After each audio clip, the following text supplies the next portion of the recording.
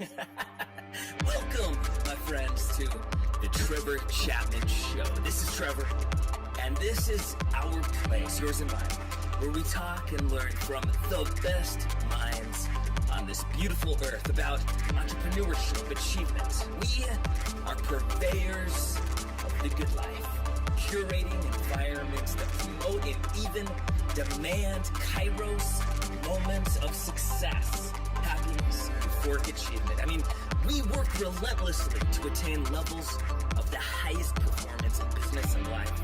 Here is to our collective happiness and to celebrating our human experience. My friends, it's time to run. Welcome, my friends, to the Trevor Chapman Show. This is Trevor, and we are excited to chat today with someone that you probably have come across online in the past, the present, and most definitely the future, Mr. Sam Ovens. Sam, thank you for joining us today. No problem. Glad to be here. Hey, Sam. So for the audience within my circle of influence who is not familiar with you, give us like a 60,000 foot overview of who you are and really like the last decade, you know, who Sam Ovens was 10 years ago compared to who you are both internally and then also what you're known for today. Sure. Well, I am 28 now, so 10 years ago, I would have been 18. And I mean, back then I was at school drinking beers and, you know, the only income I had was, I'm pretty sure, washing dishes and like after school and just trying to chase girls really. And I had no idea what I would do in after school. So that's literally where I was 10 years ago.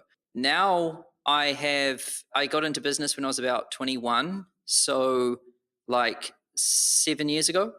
And when I first got started, like I had no idea what I was doing. I went to university and stuff and I followed the corporate path because that's what I thought you were supposed to do. I thought that's what success was. And then I got my first corporate job and I hated it. So I quit. I dropped out of college.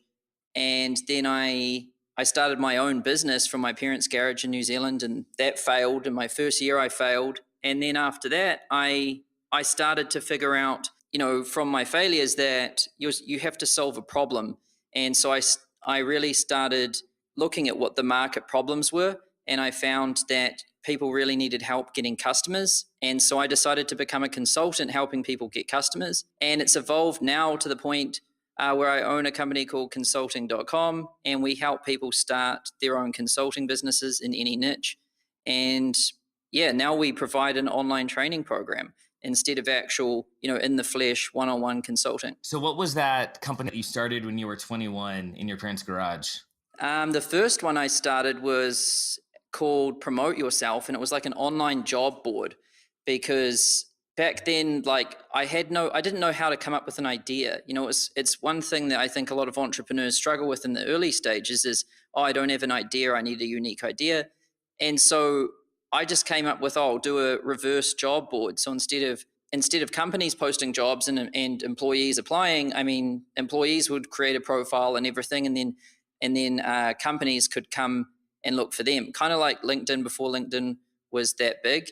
And I spent a whole year building that, and then, you know, even sold my car and everything to fund it, and it just totally flopped. So were your parents entrepreneurs, or like what was your childhood like? Like what's the backstory of Sam Ovens up to the age of 21? That's outside of the normal. Like I get it, high school, you know, you're chasing girls, 18 years old, but what was your childhood? What did your dad do? What did your mom do? So my dad's a builder and my mum's a special needs teacher. So no one in my family ever has been in business or even worked in an office. And none of my friends' parents or anything had been in business either. So, you know, there was no early signs that I was going to be an entrepreneur. There was not even any family influences or friends influences. The only thing that might be a telltale sign from when I was younger was just I am obsessive. So if I really like something, I will do it. I'll eat, breathe, like dream about it. It just like consumes me. And in the past, it had been things like go-kart racing or BMX biking or rock climbing, never anything like business or learning related. But then around 21, that became my obsession. And I think that's the only thing from early childhood that really shows that, well, that signals that I might become an entrepreneur. So I studied philosophy in college. Eventually I dropped out my senior year. It was like this silent protest, that a lot of college kids go through. Anyway, I studied philosophy because it was the only thing where I felt like as an individual after classes, I had improved, that like my mind had expanded. I started in different course materials and it wasn't my thing. And one of the things that I really gravitated to was this concept of eudaimonia, that we do one thing because it's like a domino effect. And the last domino is that thing, eudaimonia, which is like tranquility or peace or happiness, however you want to translate it. So that thing that you obsessed about, it was business, but what was behind that? Were you running away from something, or were you running towards something? Was it the accumulation of wealth so that you wouldn't have to respond to other people's requests? Like what is that thing that you obsessed about? Sure. So it was about the time in my life where I had to do this whole career thing, right? Like most of my friends were finishing up with college. I was finishing up with college. I got an internship and I had to start paying, rent and, pay my own way in life and, pay for gas and all of that stuff. And I was looking forward to the future, and I was like, well, how much money you make is pretty important, because, if you want to have a family and send your kids to school, if you want to eat food, I mean, I was just looking at everything and it all costs money. And it seems like a job was a pretty important piece of somebody's life. And I hated mine and I still didn't earn much money. So, I mean, I just saw it as a huge problem. I was like, this is a real big problem because I hate doing this and I don't even get any money for it. So I'm kind of screwed on two fronts. like I thought, I can't do this for the rest of my life, and it's going to get me into trouble because I won't even be able to afford anything and I'll be miserable.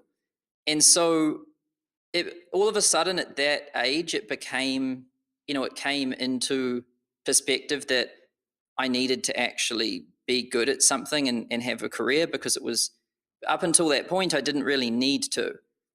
And then at that point, I thought, well, what could I do that would be fun, and what could I do that I could really have no ceiling in? So, something that's uncapped, because if I'm going to do something and I'm going to really enjoy it, I don't want to be capped, or I don't want to have limits. I want to be able to go as high as I can. And that's where I really started to think about entrepreneurship. And actually, I didn't even think of it myself. What happened is my girlfriend at the time, her friend invited us to her beach house, which I thought, beach houses were just these small shacks. And then it turned out to be a private island in New Zealand, and with a helicopter pad and all of this stuff on it. And this island was like insane. And I'd never seen anything like that before in my entire life. And when I got there, I was just like mind blown and asking questions of everybody that worked there, trying to figure out how much this stuff cost. And I was like, man, I've never seen this before. And then I asked, what does this guy do? And I heard that he was an entrepreneur, and there was no Wi-Fi on the island. So I remember trying to Google, like, what is an entrepreneur? And I couldn't. And so as soon as I got back from that island, I remember Googling it and then reading like articles on Richard Branson and stuff about what an entrepreneur is. And that's really where it began. I had the problem kind of lingering in my mind, like, oh, this job sucks and I'm going to need money. And then I just ended up on this island by chance, and I was like, this is it. And that's where I started researching it. I love that, man. So what are you obsessed about now? Like what's the thing that drives you day in, day out today? Sure. It's growth. So, trying to grow the company as big as I possibly can, and trying to do it in new, unique ways. It's kind of like growth versus time. So trying to grow as fast as I can, as quickly as I can, and in the most effective ways possible. And to what end? Like, are you hoping to sell the company? Like what is that thing at the end of the rainbow for you? And I bear in mind that many people don't really have an end of the rainbow. Like they love it so much, or at least it provides enough pleasure and reduces enough pain where they're like, no, I'm just going to keep doing this because my lifestyle right now is the end. So what's your end? Growth, insane speeds of growth for what purpose? Well, that is like the purpose. Like, I don't think I'll ever want to stop growing, and I don't necessarily want to sell it. Like, the only time I'd ever sell it or consider selling it is if something else became a primary passion and, more important than this. But while this thing is, I mean, I've got no intentions of selling it. I wouldn't sell it because then I wouldn't have anything to do. And so really it's kind of just a cool way to apply myself and test my own self potential, like to see how far I can go, and this is a way to apply it and measure it and all of that. So do you hit moments? Let me back up a little bit. So 2008, I'm in my young 20s, and I've had 3 years of just exceptional business, brick and mortar, and I opened an office in Florida. And I opened it for one reason. I was going to buy a sailboat and sail down to Necker Island and hang out with Richard Branson. Like, that was my thing. And, in your young 20s, you don't really recognize, at least I didn't, environmental factors that affect you. And so while the economy was collapsing around me, all I knew was that no matter what I did, it wasn't working. I lost like 40,000 customers practically overnight. And my identity had become wrapped up in this business, which is odd because I grew up not in that type of environment. I grew up on Guam. My dad was a scuba diving instructor. We moved to Alaska when I was 12 as a whale watching boat captain. We never had a lot of money. In fact, we were under the poverty level. I actively worked to help support the family and caught 36 salmon a day so we could make it through the winter, stuff like that. But my life experience kind of culminated in this thing that I enjoyed doing passionately, which was growing an enterprise. And so in 2008, when it all fell apart, eventually, and I'm skipping a lot of stuff here, but just for the sake of time, but my audience knows the story. But one night I find myself literally curled up in the fetal position on the ground because the emotional angst that was occurring internally finally expressed itself externally. And it was like this, I didn't talk about it for years because I was like, dude, something's wrong with me. Like, this is not normal.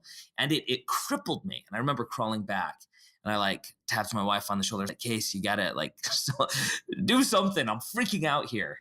And it led to a lot of things, which I'm grateful for in retrospect. Without it, there have been primary lessons that I just simply would not have had occurred. And I would be an entirely different human. I would have had a lot less success. So I'm grateful for it. But 2008 was like the crucible for me. It's what made me. It was the fire that hardened me. Like, when was your 2008? What happened? Have you had a 2008? Yeah, I mean, like, I've had a lot of them, but the biggest, honestly, I've had a few streaks of where everything's going well and we're just growing fast, but most of my time has been hard. And I didn't really when I got started, I didn't make any money for about a year. So, I mean, I had 12 months of just straight failure, and I've had 4 or 5 companies that I started in the early days that didn't work. And so I've had a lot of it, but I would say the biggest one, the worst pain, was probably early last year. And it was actually when I was doing very well, which is interesting. But the reason why it was so painful is because I had learned to keep my company really lean because I was worried about, cash flow, money, things like that, because I was so used to being poor and watching my expenses and being frugal and all of that. And I tried to run my company as lean as possible. So I could run it. I was making about 2 million a year, just me, not even a VA or anything. And I could handle that all fine. But then the company blew up that year and got to $18 million. And then it was just me still. And I was in serious trouble because everything just blew up. So customer support, we started getting 400 tickets a day. And then, there were refund requests. And then, all of these other like peripheral things just popped up that never used to be an issue. And I'll give you some specific examples. Like people would post stuff online, and people would message you on social media and all of this, and then all of your technology starts breaking. Your merchant account starts requesting all of this info because it's growing so fast. You've got to keep your books, and those become a nightmare at that level. And just everything just started exploding, and it was just me. And I tried to do it all myself, but it didn't matter how hard I worked. I remember working like 18 hours a day, which was not smart at all because you can't really function doing that. But I still just tried to muscle it out and do it. And I did that for like a year. And no matter how hard I worked, I just couldn't even make the pile go down. It just kept getting higher and it kept getting worse. And then I just felt so defeated because I worked as many hours as a human possibly could. And I just felt absolutely trapped. So it was insane overwhelm. Like, so you're saying that you were responding to all your customer ticket requests. You were handling your own books, like all of the above. So why do you think that is? And I'll back up and I'll give you some context for that. I had a buddy when I graduated from high school. He said, "Hey man, you will either be a beach bum or a millionaire." And I was like, "I'll be both." Because I have two very specific sides to my personality. And we read about this, that people have this. And so for me, I value two things. I value tranquility. And that's kind of like a undertow of calm and joy and fulfillment, right? Then the other thing that I value is significance. And this is another one of those things I didn't talk about for a long time because I grew up believing that to desire significance was bad. That's prideful. That's something that you shouldn't seek. But nonetheless, it's a trait that I have. And eventually I just said, hey, you know what? It is what it is. I'm going to use it to drive me, kind of like the kid in the stick thing. And I look at various times, and it's interesting because when I had these issues, I kind of had the opposite problem. I had brought on way too many people. My payroll was way too large. And I did that because I don't like to do what I don't like to do. And so as quickly as possible, I push it off because I value whatever that thing is, where if you could sum up not liking to do what you don't like to do in a word, that I have that. And so for you, what was that thing, that need, that necessity in your life to just have control over it all? Like, what did it come from? Because I know that you said that it was that, for so long you lived poor, but if your business is doing 18 mil a year, and even a 10% margin after all costs and taxes, that's fairly decent. What was it that kept you from hiring? Like innately, do you not trust people or what do you think? Well, no, it just happened so quickly. Like I could run it fine, but then we had this huge growth curve and it just happened so fast. And I just got caught in this trap where I was like, I can't hire anyone because I'm going to have to train them and all of this. And I said to myself, I'll just do it for this week. Then I'll find someone else and hire them and get them to do it. And then I'd hire these people, and then they'd know how to do some of it, but not all of it because I hadn't fully trained them. And it was just kind of this trap where I was trying to hire people, but they needed to learn from me too. And in the short term, it was more efficient for me to just do it than to actually train them to do it. And I wasn't thinking long term. So I thought it was the better decision short term, but I wasn't really considering the long. And I really just got stuck in this trap and it just kept going. And then I just realized one day, like, I'm just going to have to sacrifice growth to actually fix this thing because I just kept my foot down on the growth. And so early last year, this thing lasted for pretty much all of 2016. And it was great because I made so much profit, which was because I had no expenses at all. And then in 2017, I was like, all right, I need to seriously build out like a proper organization. So, I got an office and I started putting all of my attention and focus onto building a team, like building infrastructure and all of this. And I just kind of thought, you know what, for this year, I'm going to forget about sales. I'm not going to try and drive those. I'm not going to get worried if sales go down or whatever. I'm just going to focus on building infrastructure because I found that I couldn't build both at the same time. It just wasn't going to work. And so yeah, makes sense. So Sorry, man, go ahead. So that's what I did.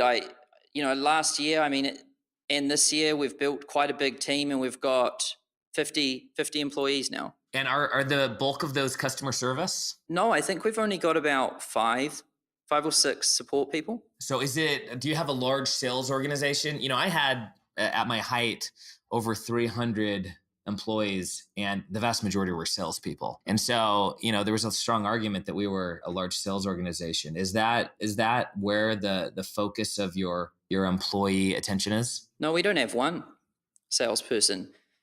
Really? Yeah, so our company is very different because most of our people are working on our systems. So most of our sales are all automated. So we use pay-per-click advertising to drive most of our traffic. I would say 99% of our traffic comes from YouTube, Instagram, Facebook ads, things like that. And so we have media buyers and analysts on each of those channels, like buying ads and analyzing data and all of that. And then we have automated funnels and automated webinars and things that convert that traffic.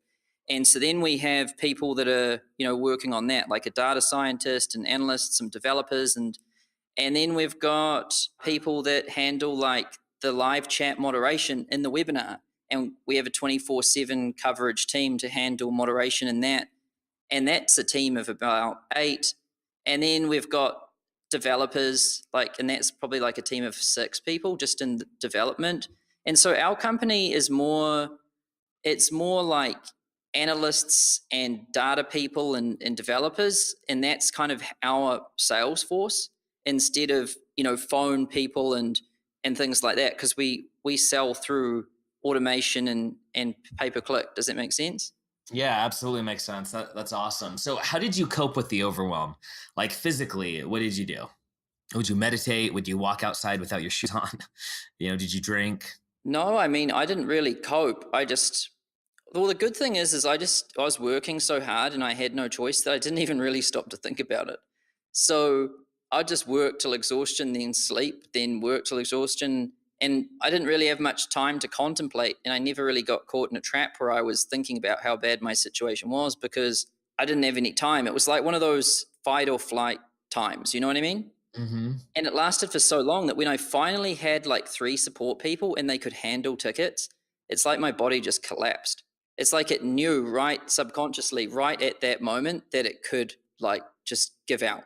And it did. And I remember I was screwed for about a month, just lying in bed and just totally out of it. I think just at that moment, it knew right now it's out of this fight or flight zone and it can recoup. That's it's a fascinating thing. So what do you think it is that you seek? People, entrepreneurs in general. I'll give some context. Growing up, entrepreneurship, there was no Instagram, there was no Facebook. So you didn't have this highlight reel, right? You'd see Richard Branson here and there. You'd see Steve Jobs. And then you'd have the local entrepreneurs, which was the guy that owned the trucking company or something like that. It wasn't this highlight reel of private jets and beautiful people. And so it's kind of a different thing today almost than it was back probably, when you and I were growing up. And those are same age. And so what is that thing? I know that you say that you seek growth, but what does that do for you?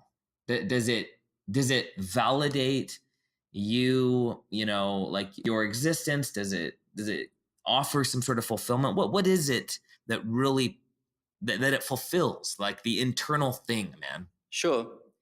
Well, I think it's just a desire to be the best in the particular field I'm in. So, what I would do in all of these things in the past is, for example, rock climbing. I did that when I was at school, and I'd find the gym, I'd join that, and I got obsessed about it. I'd get all the best gear. I'd find the best circles and communities and groups and join those. I'd train with the best people. Then I'd buy DVDs out of America and stuff and study those. I'd watch them again and again and again and learn all the different moves. And I just became obsessed with it and treated it kind of like a game. And I just wanted to perfect it like it was an art form or something, and try and get as good as I possibly can and reach the top. And then if I ever did, I wanted to even just push it further. And I don't know what that is. Seriously, it's like an obsession thing. I think it's just a love of being truly like submerged in something. So like when you're in the zone and it's just totally quiet and you're just totally focused on this thing, and when you're in that space, it's really fun, and it's what I really like doing. Yeah, I love that. So, what's your belief about life? Like, what is this thing? We're communicating. You're on the East Coast. I'm near the West Coast, real time. And these waves are, I mean, they're vibrations. They're oscillating through the air. At least at some point in time, I'm on Wi-Fi right now, and then it travels through cable. And when this podcast comes out, people all over the world, from Tanzania, Africa to Australia to America, I mean, everywhere, there's people listening, and they are listening simultaneously. And it's fascinating to me that while one person is listening, they may be listening in their car, and they may experience a moment where another car swerves and time slows down for them, right? All suddenly, and I'm sure you've experienced this, everything stops to the point where you can process information at such a heightened rate that it's as if time slows down. But for the same person listening to the exact same spot, they're just going through their regular day and time has not slowed down for them. Yet simultaneously, they're living in the same moment, this linear, concept of time that we're kind of grown up to believe in. And I'm fascinated by actually interpreting what this is. So to you, like, as you contemplate what it all is, like, what is this all to you? What is it? Life, your life, when you're by yourself and you're somewhere, either where you live or on a trip, and you sit down and you're in a contemplative moment and you really consider the depth of this fleeting moment. Where does your mind go? Yeah, I mean, I start thinking about it, but it's for anyone that's ever tried. I mean, you can't really reach a conclusion because it's pretty much impossible. And there's times when I think about it as like it's just all energy, and it's just balancing of energy, and all of this. And then there's different perspectives, but then there's not much I can do with that. I'm like, okay, well, that, I guess that kind of makes sense, but what do I do with it? And there's not much. So then it comes back to things that are a little bit more or less abstract and more applicable, which is like, what am I going to do with my life instead of contemplating what is life? And then it's just I want to try and push myself as far as I possibly can, and try to get as good as I can be, not just in terms of like growing the company, but in terms of like decision making, in terms of wisdom, in terms of health and fitness, and then also just optimizing things so that my life doesn't have much waste in it. It's all doing things that I love and that are productive and fulfilling, and just trying to climb as high as I possibly can. I like to think of myself kind of like those mountain climbers, like the ones that climb Everest and all of that. And they don't really know why they climb those damn mountains. They risk their life doing it. A lot of them die doing it. And there's just something about it. They just want to challenge themselves and climb to the top of those things. And there's something really special about climbing something that nobody else has climbed. And that's just kind of how I feel. Like it's not a physical mountain. It's just trying to climb these things that no one has got to the top of. Yeah, man, I love that. So, growing up in Alaska, I did a lot of mountaineering, and my oldest son, I've taken him all over. We've climbed Mount Blanc, Choqquequirau. Last year we did Kilimanjaro. Obviously, everything in the States, Whitney. Anyway, there's this quote that I love, and it's by a guy named Rene Dumal, and he says, "Challenge is the core and mainspring of all human activity. If there's an ocean, we cross it. If there is a disease, we cure it. If there is a problem, we solve it. And finally, if there is a mountain, we climb it." It's so interesting, and kind of this sensation of awe flows through you when we consider so much of what we do as we don't understand why, but we're drawn to do it. It's like this biochemical necessity that just creates this atmosphere where we must do. One of the things I've noticed while I've talked to people is once I have people on my podcast that are in their 50s and 60s, they become very focused on legacy. And, I wonder, is it the human dilemma that we all die? And, we have many belief systems, but we don't know for certain what happens. We have faith, but who knows, right? And so they go into legacy mode, and we've seen this throughout history, where you have statues created after you, tribes conquested in your name, and later years, now we write books and we write articles, or we create movies. We solve diseases and, name the cures after ourselves or others. Are you in that stage where you seek legacy, or has that not crossed your mind yet? Yeah, I mean, I would definitely would want, if I'd want to have my life be impactful. I think it would be pretty lame to have lived in the world and then die, and then no one even remembers you. I mean, and there's nothing that lives on that helps people. I mean, that would be kind of I'd feel pretty disappointed about that. But it's not, being famous isn't the thing that I want. I just want to create something that will live on even without me. And that something isn't just my name. I mean, it's something that's, an actual tool that brings value, or an actual system that brings value, instead of just fame. You know what I mean? Mm-hmm. Dude, it's fascinating. You're very intentional and deliberate. And there's a lot of people that I talk to who lack this. Now, I'm curious. I wonder if it's that you were raised in New Zealand. As you rub shoulders with entrepreneurs that are from America, a lot of us tend to be very ADD. You know what I'm saying? From this to that to the other. And I get that potentially, I mean, in the beginning with 4 or 5 different projects, you could have been that way, but man, you are razor focused on certain things. And so I'm curious, this is this metaphysical question that I ask. And I wonder with your lifestyle, which is it's exactly what you said. You want to optimize your life to full optimization, right? So this may not even have bearing, but I'm curious anyway. How much of what you desire is truly and authentically your desire? And you can go back a few years as well. And how much of it did you think you were supposed to desire? Now, I'm gonna place that question in context of when you came to America. How long have you lived here? About 2.5 years. So do you notice a massive difference between New Zealand and America and entrepreneurship, or is it generally the same? It's massively different. I mean, entrepreneurship's quite rare in New Zealand. So it's not a big thing like it is over here. You don't check your Facebook and see lots of entrepreneurs posting stuff. I mean, I'm pretty sure I was the only one in New Zealand back then doing things and even talking about making money. And there's not books by entrepreneurs. We don't have a culture like America does, where, America, it was founded by or at least the capitalism with Rockefeller and JP Morgan and Carnegie. Who's that? Carnegie. And all of those dudes. Yeah. And now we've had Zuckerberg, and then the Google, and then, Elon Musk and Amazon with Jeff Bezos. It's constantly been a running theme in America to go really hard and build, big things and be relentless in the pursuit of winning, and especially starting your own thing and being independent. In New Zealand, it's not like that at all. It's actually quite rare.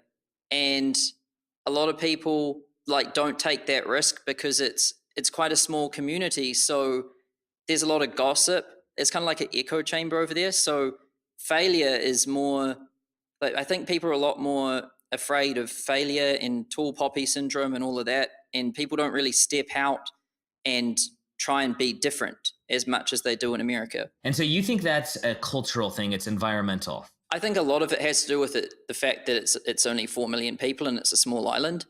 And also it's past, there hasn't been a trailblazing culture of people pushing the boundaries in New Zealand. But in America, there has been. So I was just at this little event with a bunch of online entrepreneurs. There's probably, I don't know, a couple $100 million at this dinner in annual, top line revenue. And it was fascinating, man, because we started talking about Malcolm Gladwell's book, and he's written a bunch of them. But the thing that I remember from reading it 10 years ago or whenever it came out, Outliers, was that in the West, And I'm a descendant of cowboys, right? Guys that came out west because they had nothing. And so they're like, we're going to make our name out west. Out west, there's still this thing that occurs where Western American men want to sit with a wall to their backs where they can see the door. Now, Malcolm Gladwell makes the argument that it's because in the wild, wild west, you needed to have your back up against a wall so no one could come behind you and slit your throat, and be ready to see who was walking through that door so you could pull out your 6-shooter and defend yourself right away. And that it was so massive that literally the internal proteins that make up our DNA have transferred generationally to where we have this desire. And if we don't sit in a position like that, it almost creates this like this feeling of just it's uncomfortable. So I took that and I read that and I said, hey, I want to really consider this. And so I asked my wife, I'm like, hey, where do I usually sit? And, we went through this whole thing and blah, blah, blah. And so I bring this up as context to say, is it that in New Zealand for the past many generations, it's been farming. I think there was a lot of export of furs and things like that. Is it just that has been the lifestyle for so long that you're raised to just be that way? Yeah, I think that's right. I think it's just the culture that develops there. So the culture there is more like obedience and there's not a lot of stepping out and questioning things. It's mostly just people listen to like the same news station, read the same newspaper, and accept whatever the public opinion is that's told to them, and that's it. And they just go about living their day. There's not a huge hunger to question things and change things and revolutionize things and disrupt things. I mean, things never really get disrupted in New Zealand until an American company can and like reach it through the internet or something, It's very much in a state of like equilibrium all the time because people just I notice this especially trying to sell to New Zealanders. Like they get into this state of like fine really easily because you don't need that much money to live well in New Zealand. There's public healthcare, there's all of that stuff. I mean, even if you're poor, you can still live really well, like really well. I used to say when I made 100 grand a year in New Zealand, I lived a better lifestyle than I do now, because with 100 grand New Zealand, you can go to the best restaurants in the whole country. You can go to the best beaches. You can live in the best suburb in the whole country. You're literally at the top on a 6-figure salary. And the quality of food there and everything is so good, and there's so many beaches and there's so much stuff you can do. So I think people, they just get to the state of fine, which I found was when, they had a business that was just making like 50 to 100K. At that level, they had a house, a beach house, they had a boat, and they could pay for everything they wanted and eat fine and live fine and look after their family, and they just weren't interested in striving for more. And that leads to a lot of these small businesses that just aren't hungry for growth, and they're just kind of happy at this equilibrium level. Okay, cool, man. So this is fascinating then, because that's the culture that you come from. So when you uprooted yourself and transplanted yourself in America, and suddenly, I mean, dude, New York City, come on, like you're in the epicenter, at least one of them. And when you suddenly were in this entirely different way of life, what did you think you were supposed to desire as an entrepreneur? Because you're seeing it from the outside in, right? So what did you see from the outside in? What were you supposed to literally desire? Well, I mean, this was my strategy for forever. I just always used to look at what people were doing in America. So like, even if I was doing like BMX biking, I mean, the pros there aren't that great. And so if you want to get really good, you don't look at those guys and try and mimic them.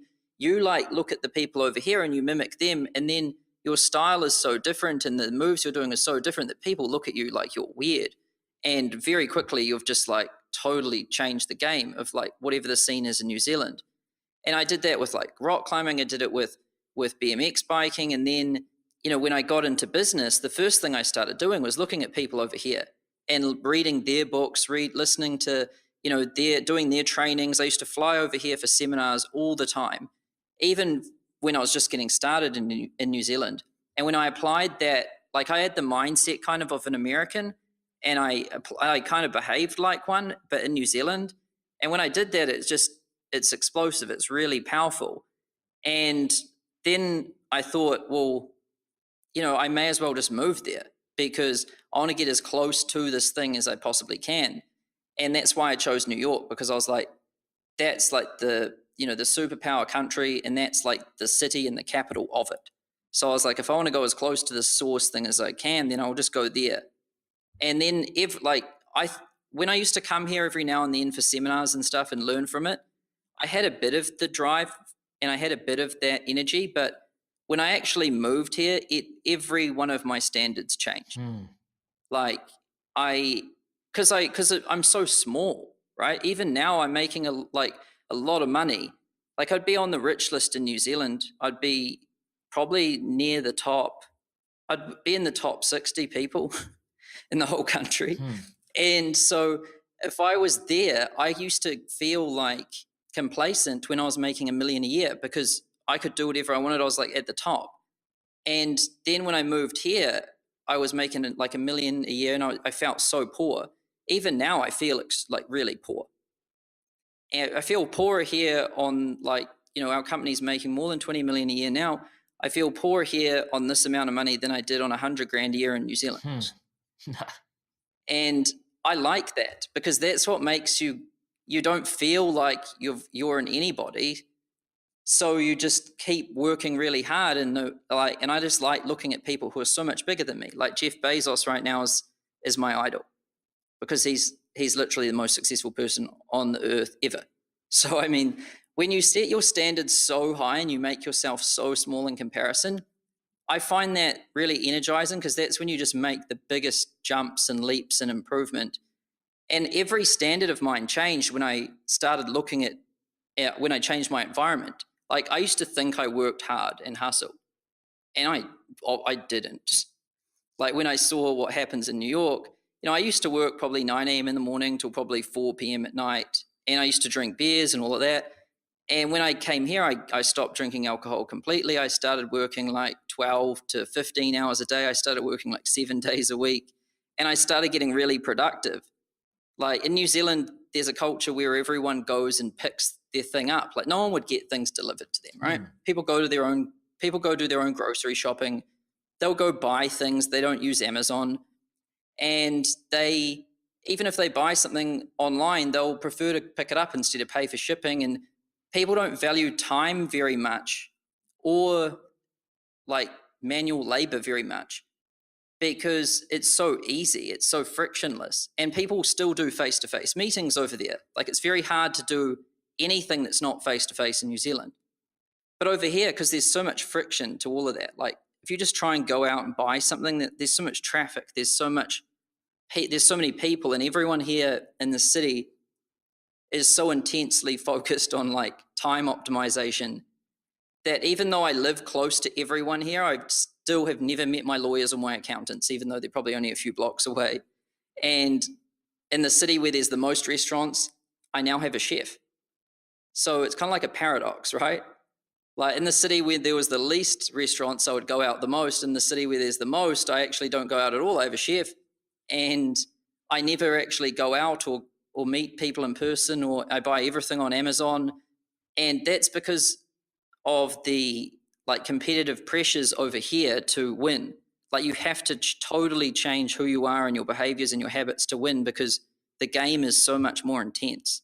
I like that, man. You know what I love about Jeff Bezos? I love that for the first time in history, an affiliate marketer, a dude selling other people's stuff, is the most successful. Because for years, if you weren't an oil baron, for years, if you didn't have blue blood, for years, if you didn't come from land and from privilege and from power, then there was only so high you could get in this class system. And with him coming and creating a situation where the marketplace has now become the most valuable, the person that created the marketplace is the most valuable human in terms of wealth, right? That's what he's disrupted. So for the first time, an affiliate marketer is the richest man. And look at what it's done from that clock, that nuclear clock that he has built in that cave way somewhere in the Midwest, Blue Origin. It's fascinating stuff, man. So a couple questions as we start to wind down. We think of things and we say fewer things than what we think. And of what we say, we do fewer than what we say. But it's what we do that kind of makes us. What's your routine? Not like what you want it to be, but what is that routine that, man, do or die every day you do this thing? Sure. So it starts in the morning. Like I've had no sleep before, and I know what that does to somebody. So I try to have 7 to 8 hours of sleep every day. I try to make sure that happens, because I've seen what happens when you don't do that. And then health and exercise is important, because I mean, if you reason with first principles, there's no point in being successful if you're dead. It doesn't matter. So that's kind of a primary function, being alive. So I didn't take that seriously in the past, and it kind of bit me in the ass. So I have a personal trainer that lives in my house full time, and a chef that prepares the meals and cooks them and all of that. So health and fitness and sleep are very important to me right now. And I actually work out first thing in the morning, and I treat those as the first priority. And then after that would be, work. I work 12 hours a day, 6 days a week. That's about as much as I can work without getting like sloppy and making errors. And when I work, I focus mostly on tasks that have long tails. And what I mean by that is things that are going to continue to work after I've done them. So building a system, because once I build a system, it continues to run and it continues to work.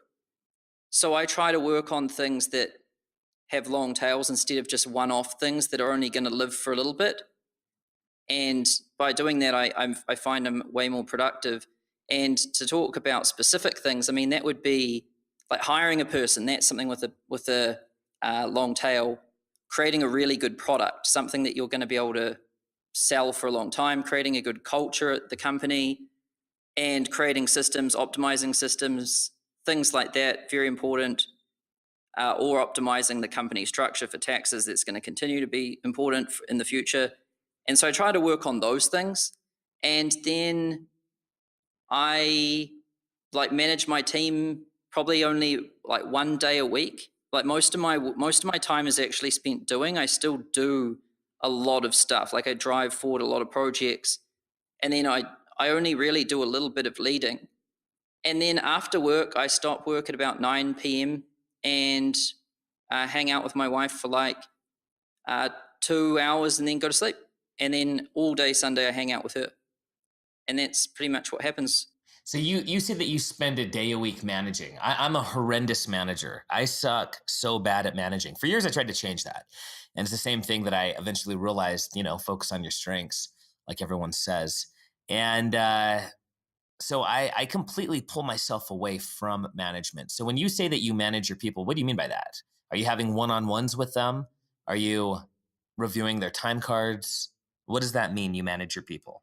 Yeah, so not like that at all. I think that's the old school way of it. It's just communicating with them and checking on what they're focusing on, because what I learned very quickly when I was running a business as one man, is that you need to get more horsepower, because there's only so many hours you can work. And even if you hustle as hard as you possibly can and you're as productive as you possibly can, you still don't have that much horsepower. Like one man is actually very weak.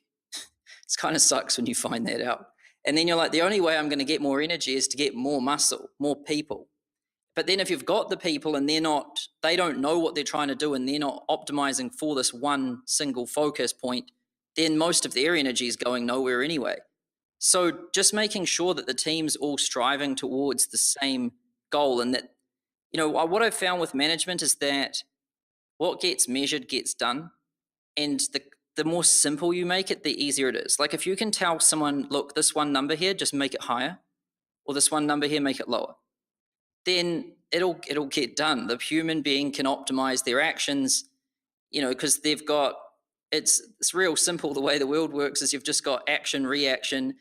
And if they can measure the reaction, then they can start iterating and testing different variables for the action to see what happens with the reaction. And that's how human evolution works and algorithms work and stuff. So if you can make it that simple, humans are real powerful. But when they don't know what the reaction is and they've got no way to measure it, they're pretty much useless. So just making sure that everyone is is focused on what their reaction thing is, and they've got a way to measure it, and that they're driving hard to make it like better. That's what I really mean by management. Makes sense. So, do you take supplements? Yeah, I do. What's your supplement stack like? My trainer makes it for me, but from what I remember, I think there's like a testosterone booster in there because I think it damaged my. Well, I don't think I know I damaged my hormones when I did that stupid working stunt. So like my testosterone's low, and my what's it called, that gland. Your adrenal gland? Yes, those got like smoked because I was just. Were you downing caffeine, or what were you doing? Yeah, I was so unhealthy. I would drink like energy drinks, Red Bull, stuff like that, and I would eat such bad food. I never worked out for years and just ate horrible food, and I could kind of get away with it for a bit, but then it really started to take a toll, especially when I started cutting sleep. Out of all of the bad stuff I've done to myself, I've noticed that like I've done a lot of alcohol and things like that and really like smashed my body, but nothing took a toll like sleep did. And I think out of anything you can control, sleep's the most important. Yeah, absolutely. So once a quarter, I'd like to go on a sabbatical where I'm just solo for 3 or 4 days, and it allows me to get back in what it allows me to do is recenter my focus, because things can kind of distract you as just life occurs, right? We are engineered to notice what could hurt us, and we're engineered to notice what could lead us to more success. And sometimes that distracts us. Do you have a system that is for you personally that allows you to stay in complete and utter forward progress and not get distracted right to left, either through pulling yourself away from the company for however long every so often, or what's your way to do that? Or do you not struggle with that? No, I do. And the better I've done in business, the more disciplined and strict I've been on that thing that we're talking about. It's really important. It's probably the most important thing ever. Because if you read 1994 letters to shareholders from Jeff Bezos, like he tells you what he's going to do, and he tells you the 3 things he's going to focus on. And then you read every letter since then, it's been 20 years.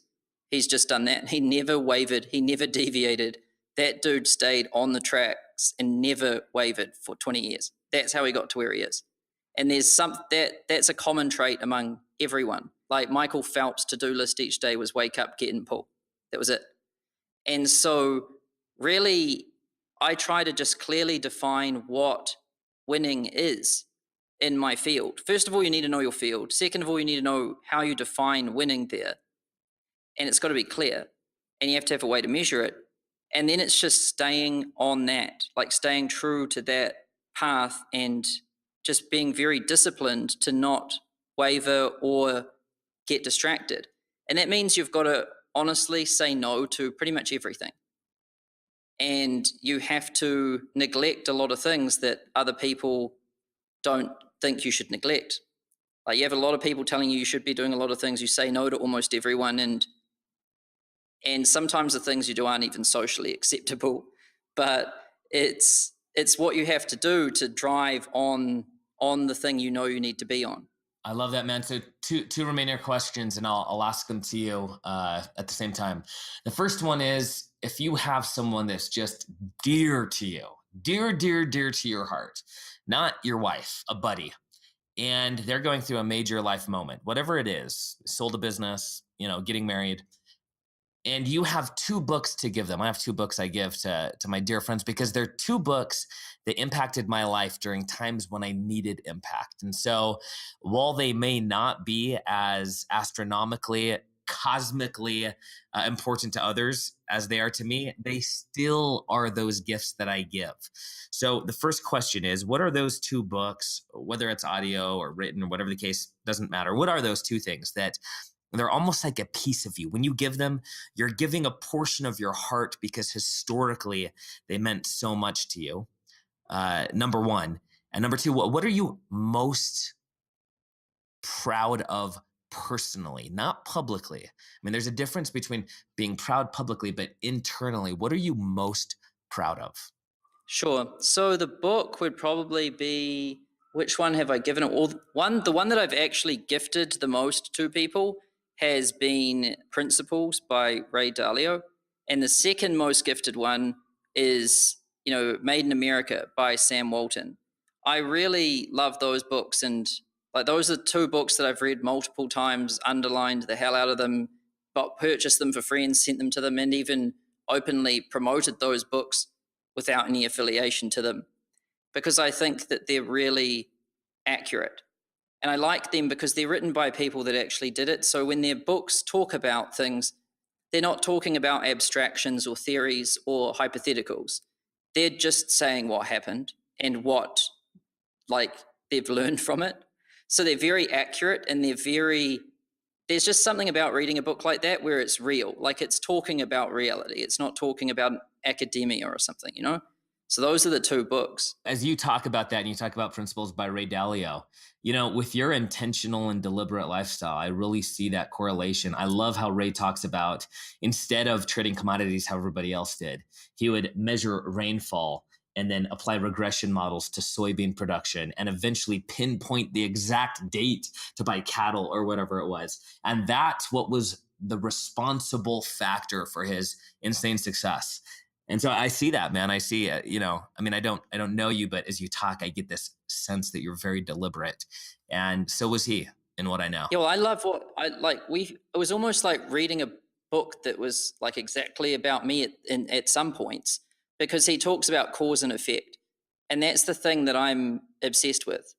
And it's like studying all of these different things, because, as humans, the only thing we can do is different actions. Like we can say something, we can do something, and we can press different buttons. There's different like inputs we can put into things, and then there's different outputs that come out the other end in the long term, short term, whatever, based on what we did. That's all it is: action and reaction. There's no magic. That's the only way things happen. And so I just am obsessed with studying those things and trying to find the places that, the true causes and the true effects. Because once you can see things as clearly as that, it's very simple, because all you have to do is the thing that's the input that creates the output, and all the other stuff is noise. And what I love is most of the time, most people are obsessed about the noise. And so they're not even doing the input that actually creates the result. And so I'm just obsessed about finding that thing and then just pushing on it as hard as I can. Yeah, man, I love that. So lastly, what's that thing that you're most proud of then internally? If you're on your deathbed, you've got all this stress, you think back on this and you're just like, woo, all right, man, high five life. It would honestly be just never giving up, like going through tons of bad stuff and just sticking, like not giving up, not wavering, not complaining, just sticking with it, no matter how painful it is. And that's the thing that internally that I'm most proud of. Hats off, man. That's a great thing. So how can people engage with you online, and where's the best place to find you? Sure. Well, my website is consulting.com, and the best place to engage with me, I guess, like Instagram. My thing there is sam.ovens, OVENS. That's where I share more of my personal life stuff and things that I'm doing and things like that. But if you want to see my company, consulting.com. Sam, it's been a pleasure, man. I love it. And dude, it's fascinating because literally I've over the last decade, I've spoken with thousands of people from in my circle. As I consider things, I've got people that manage, billion-dollar family offices to buddies that I went to college with, that are on all ends of the spectrum. And you're one of the most intentional people I've met, dude. And that's, that I've spoken with. And I know that we only spoke for an hour, but it comes through. And I bring this up for one reason. And that's because at the beginning of this year, as I wrote things down, my to-do list, my New Year's resolutions, there's one or two things maximum on them. And this year it was intentional, deliberate action. That's it. Because unlike potentially you, I flow, man. And I like a state of flow, but I notice how flow doesn't always yield the result I seek. And so, dude, it's been a pleasure for me to chat with you. It's been a pleasure to see the intentional lifestyle that you live and how it's all based on optimization. So thank you, man, for opening, for sharing with our audience. 5-6 months from now, I'd love to follow up and do another episode and see how you're doing and what's been going on if you're amenable to it. Let's do it. Awesome, brother. All right. Thank you. And